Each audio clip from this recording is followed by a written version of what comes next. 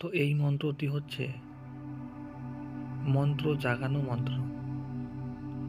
তো আপনারা অনেকেই তন্ত্রমন্ত্র দিয়ে কাজ করেন, কিন্তু সেই মন্ত্রকে জাগিয়ে কাজ করেন না।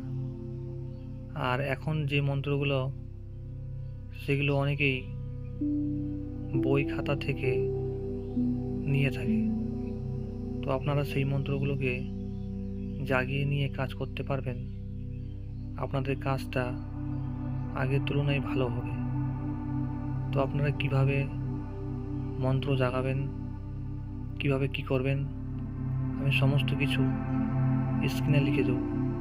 আপনারা সেই স্ক্রিনে যে দেখতে পাচ্ছেন, যেভাবে লেখা আছে, সেই নিয়মে যদি আপনারা কাজ করেন, তাহলে আপনাদের তন্ত্রমন্ত্র অবশ্যই জাগ্রত হবে, বা তন্ত্রমন্ত্র আপনাদের জেগে যাবে, জাগ্রত হবে, কাজ ভালো করবে।